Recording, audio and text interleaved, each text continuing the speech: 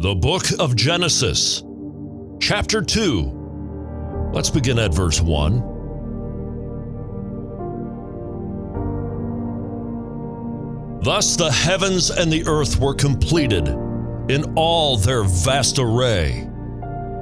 And by the seventh day God had finished the work he had been doing. So on that day he rested from all his work. Then God blessed the seventh day and sanctified it, because on that day he rested from all the work of creation that he had accomplished.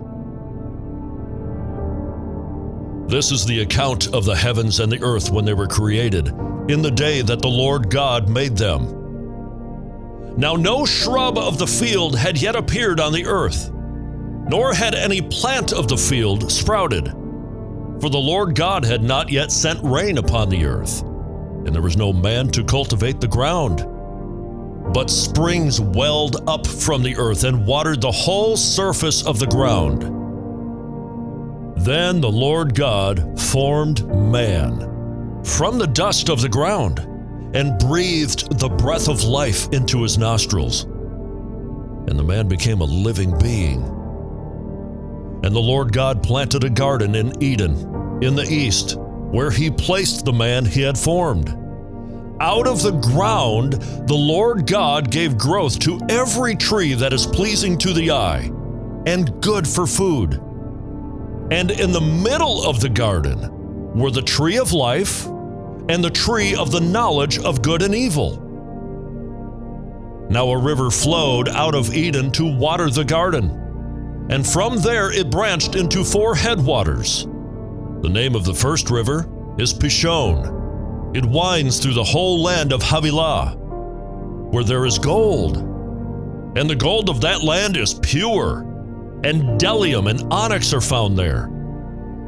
The name of the second river is Gihon. It winds through the whole land of Cush. The name of the third river is Hiddekel.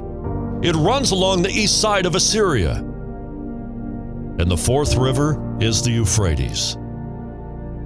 Then the Lord God took the man and placed him in the Garden of Eden to cultivate and keep it. And the Lord God commanded him, "You may eat freely from every tree of the garden, but you must not eat from the tree of the knowledge of good and evil. For in the day that you eat of it, you will surely die."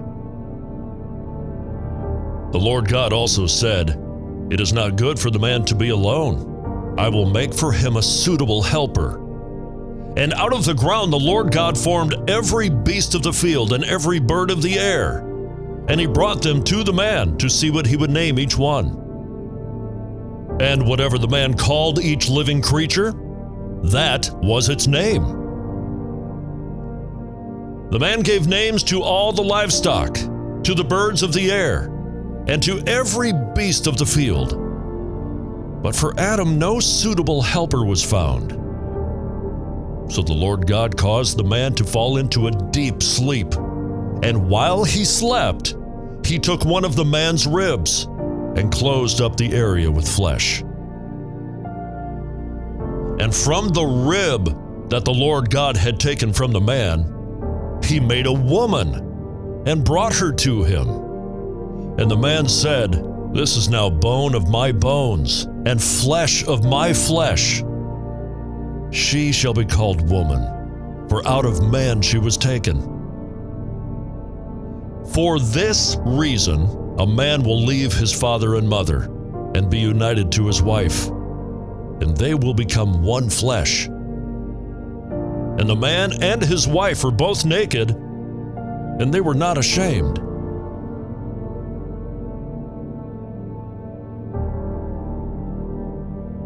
That is Genesis chapter 2. Thank you so much for listening.